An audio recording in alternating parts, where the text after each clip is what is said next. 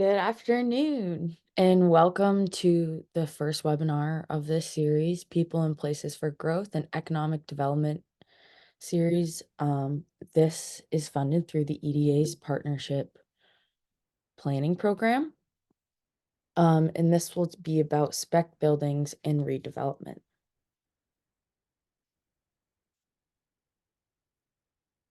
Overview, what we'll talk about. So what are spec buildings? They're built without tenants' commitment to the space, with developers, the ones who are building it, believing there is a demand in the area's market for them. They're usually renovated or new structures that provide businesses with place to expand. There can be multiple tenants per building, especially if they're small businesses that don't need as much warehouse or production space. Companies like UPS and Amazon are becoming increasingly interested in spec buildings to expand to different and more rural locations. Redevelopment and adaptive use, we'll also talk about, helps retrofit old buildings for new uses with less time and money, which is something we could utilize here in the North Country because we do have a lot of older buildings. And then lastly, reusing old buildings reduces construction fossil fuel emissions and raw materials in general, because when you already have the bones of a building, right, it's a lot less you have to build.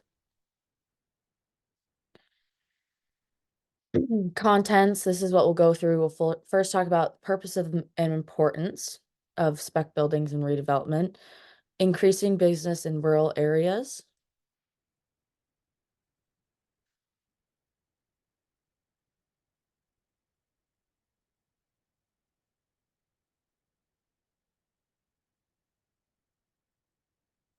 and then we'll also talk about old to eco-friendly.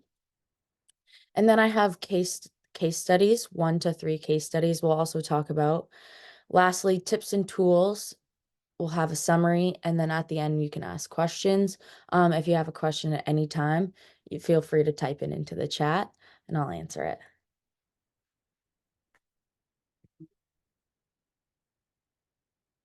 All right, purpose and importance. The purpose and importance of spec buildings and redevelopment is to provide small businesses opportunities to expand on both a temporary and long-term basis, increasing jobs and higher earnings in rural areas. They allow small businesses to expand while maintaining their original location. A lot of times, spec buildings and industrial spaces can be used for production, right, while still maintaining their home base and their storefront. Redevelopment saves on cost, time, and raw materials because you're already using developed buildings or older buildings. Adaptive reuse can reduce your carbon footprint.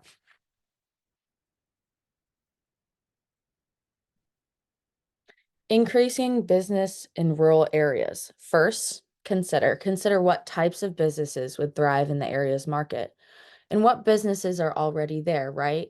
So if there's a lot of like one particular shop, maybe there's a lot of Italian restaurants. Maybe we don't want another Italian restaurant in the area, right? Offer. Economic developers can offer incentives to attract investors like tax breaks and grants. Offset. Incentives can offset the cost of a building in rural areas. There are also grants out there to help increase building in underdeveloped areas. Highlight. Marketing campaigns can highlight unique issues, inequalities, and advantages in your market's area, right? Up here, I would say a really unique quality and advantage is that we have a lot of outdoor recreation. I would highlight that. Collaborating with local stakeholders to create a cohesive strategy is also very important, right? If you want to start a project in your community, talking with community members is a really important for economic development. I'm so sorry. I'm gonna make this smaller actually and move it up here. It's bugging me. Okay. Adaptive reuse. This is the practice of repurposing an old building for a new use. And we can do that in our area because we have a lot of old unused buildings. It gives buildings a different purpose and creates a new property without complete demolition or construction from scratch. It's cost effective, often takes less time and money. With quicker build times, there are less fossil fuels used because of there's less heavy machinery, right? Environmentally friendly. Um, it produces less waste. Reusing old buildings also reduces urban sprawl, but allows new businesses to open, right? So we don't have to take up new lots with new businesses when we already have a developed lot we can utilize. And it also helps preserve a community's historic heritage and aesthetics. I like to think of this as what's that brewery? Free House is a good example where they used an old building and preserved the historic heritage and aesthetics while introducing a new business to the area. Old to eco-friendly. Retrofitting older buildings plays a crucial role in sustainable development. It includes energy savings, there's an environmental impact, preserving historic architecture, improved outdoor comfort, and it can often enhance property value. Ways you can make your building more sustainable include updating HVAC systems with energy efficient ones to reduce energy costs, consumption, and resulting in overall lower utility costs, lower in heat, cooling, right? Smart lighting solutions, and oftentimes this is also the cheapest, buying LED light bulbs and having automatic lighting sensors. So when you walk into a room, right, the lights turn on automatically. Solar panels, which is more expensive. Installing low flow faucet fixtures, right? So if you use a lot of water, gray water recycling systems, and then proper insulation and energy efficient windows help maintain indoor temperatures.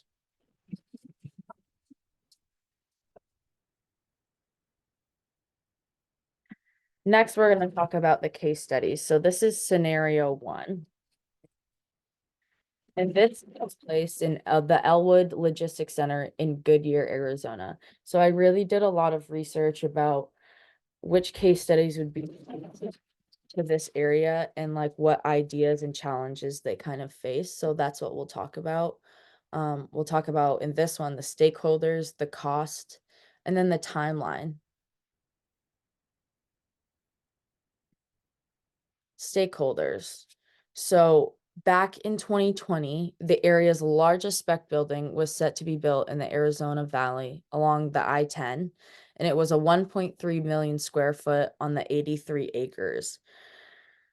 It has 40-foot ceilings, 190-foot graded concrete truck court, 235 dock high loading positions. There's over 1,400 parking parking spaces for cars, and then 327 trailers. Um, the building currently employs 11 to 20 people and has $1 to $5 million and sees about $1 to $5 million of revenue each year. The building was really designed to target those in the manufacturing, food, and beverage and e-commerce industries. And then the thing about the site is that approximately 1.5 million people live within a 35-minute drive of the site, which is really nice and keeps um, that number one issue on employers' minds, that drive time is crucial. So buildings like these continue to show high confidence in markets, and they had a if we build it, they will come kind of mindset. Um, and residents will also benefit from jobs in the local economy. Cost. So the original cost of this project was $100 million, which is a lot, right? But the revenue, right, is 1 to 5 million a year, which is crazy. So originally, the property is the was like the 83 acres that cost 100 million. And it was also in a pending foreign trade zone. And so they saw a reduction in taxes, which was actually really good for the project. Then the city attracted the 1.3 billion in capital investment by creating over 1,800 jobs in the city for this project, which was actually really nice too, because the city supported the project through capital investment. In 2021, the project was completed. And then in December, Home Depot actually signed a long-term full building lease, so they plan on using the building for like the warehouse and storage purposes. Scenario 2. This is the next one. This one happened in Hauppauge, New York, so much closer. There we'll talk about stakeholders, cost, timeline, and then this one had challenges. I'll talk about the challenges and how they were overcome. This one is a Resco management office. So this one is actually a little bit different. It's not really like an industrial building. It's more of an office building. So the stakeholders, all of the office building space is currently occupied. There's still one 4,000 square foot retail space on the ground floor. Um, in this building, they have Mogu Modern Chinese chicken, right? And then they also have a Jersey Mike's sub shop. 90% of the building is being leased.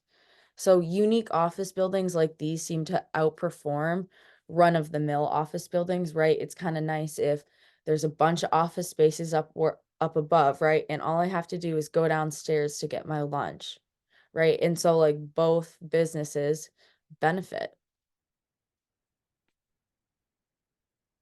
Cost.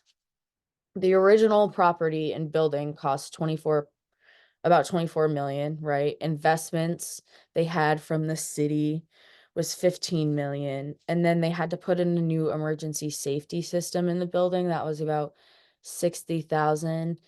And we'll get to that when we get to the timeline. I'll provide more details about that.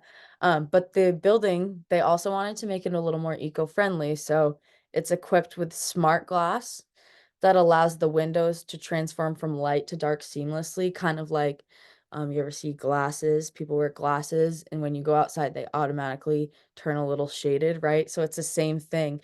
And so they cost 35% more than traditional windows, but it reduced the lighting, heating, and cooling costs as much as 20%. And it blocked more than 90% of the solar radiations without blinds or shades in the building. The rent is about $45 per square foot, which is above asking price in the Long Island area in New York where they are. But it's also a really nice building.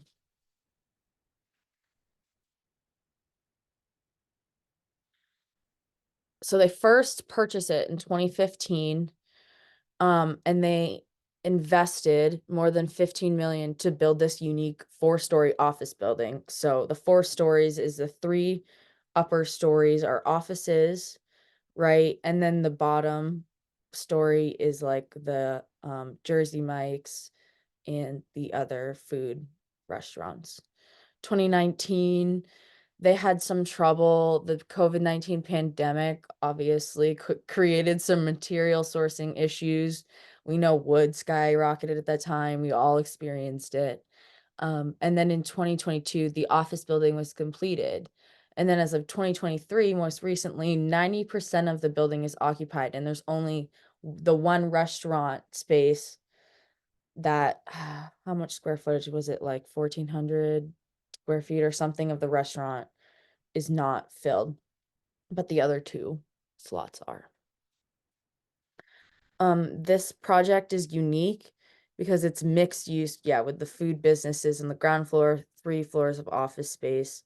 And it just wanted the whole project aimed to support economic growth within the industrial park. And they wanted a non-industrial building, right? But it was like an office space, and we still need office spaces. The challenges. So the challenge with this one is the original building was torn down to to such bad conditions, the fire marshal actually recommended it be torn down. And that's exactly what they did. So then they created the loft style office buildings that were planned with casual restaurants on the ground level. The sourcing the raw materials was a struggle during the pandemic. And also, what was another problem is that during the pandemic, a lot of office workers went remote. So it actually increased vacancy in office buildings. But because their design was so unique, it attracted young millennial workers like myself. I'm not a millennial, I'm actually younger than that, but who want to work in office buildings like this, right? And then they had to install that safety measure at an expense of 60,000 because where the site is, they needed a special radio receptor for like 911 calls and stuff like that.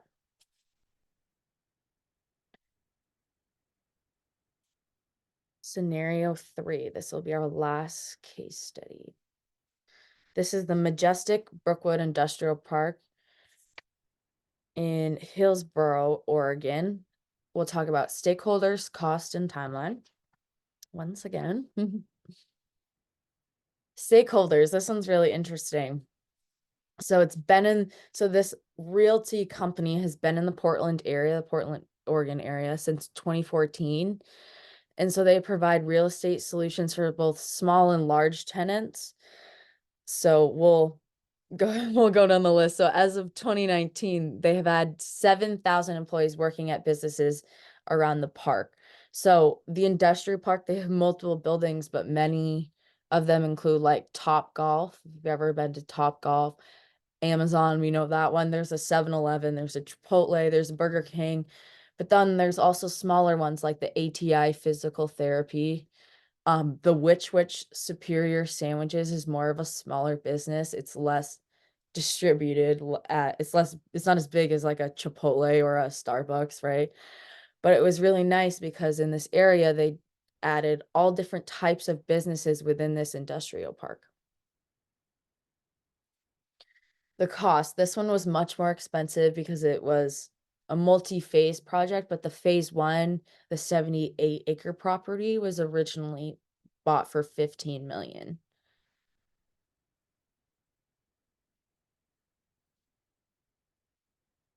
They first acquired the business, the 78 acres that was bought for 15 million in 2014. In 2017, the 45 more acres were bought. And so then that's when the businesses like the Top Golf, the DB Schrecker, the Rosendin, like Amazon came into play. They completed the around 200,000 square foot building, and it was like a sortation facility for UPS. They sort the packages. Um, and at first they actually during the design phase, UPS had contacted Majestic Realty, and a lot of times with spec buildings, right? Sometimes they got to be built to the tenant's needs. So UPS contacted them early on and said, "Hey, can you actually build this building to our needs for our soration facility?" And that's exactly what they did.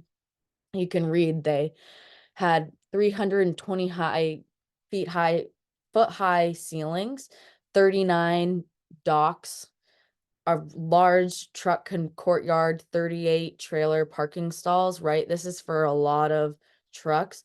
And if you remember to the other one, the other case study, the first one we talked about, there was parking spaces for thousands of cars, right? This one only has 128 because they know they don't need that much parking at this facility, right? Because it's mostly packages and probably a lot of it is robotically automated.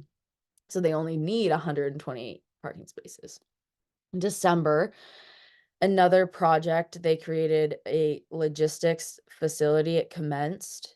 And then they brought the business park number 2, which offers a build-to-suit ground lease opportunities. And build-to-suit is kind of like the same thing that UPS did. It's your business approaching and say, "Hey, we need 100-foot ceilings, but we need 1,000 parking spaces," right? It's build to your needs. It includes lighting, parking spaces, maybe you need potential office spaces, things like that.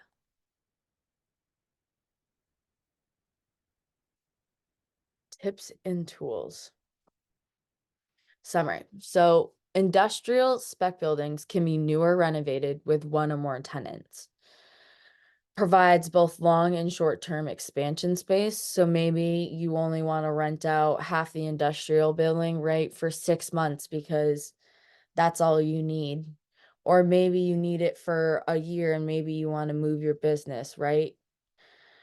It increases company storage capacity, efficiency. It could increase the number of employees while also maintaining their original location or shop.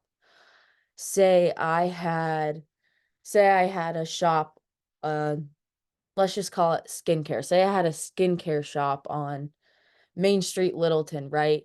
And all of a sudden I get contacted by Walmart and say, we want to do a deal with you, but now, well, I don't have anywhere to go. I want to keep my shop location, but I need more space to produce my product.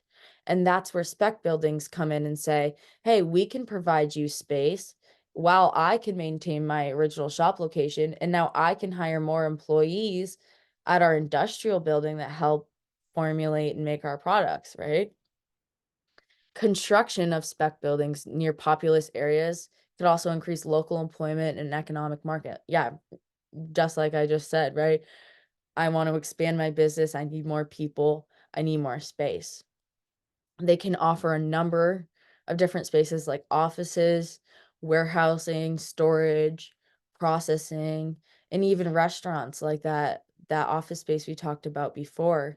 The 3 levels of office space and then the ground floor of restaurants is a great opportunity.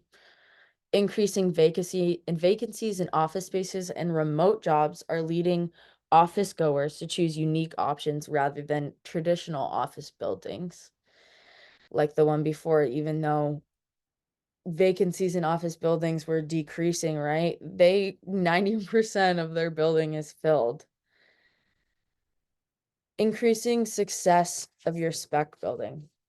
So if you have a spec building, how do you increase the success? How do you get people to come to your building? So the developers should retrofit the space to prospective tenants' needs.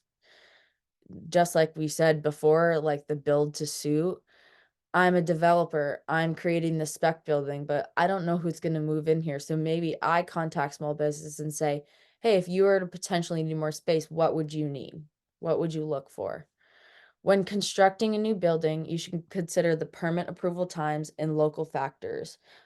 Yeah, so this also includes talking to stakeholders in the local community. Maybe you want to expand your business and maybe everyone in the community thinks it's a great idea and now you have all that backing with you. You should engage with construction partners and rely on pre-construction planning. Yeah, really, especially for the retrofitting and the build to suit. It's really important to help plan out the space, especially if businesses potentially want to expand. Like maybe now I only need a quarter, only need a quarter of that industrial building, but maybe in 2 years from now, I need to rent out half of that building because my business has just blown up.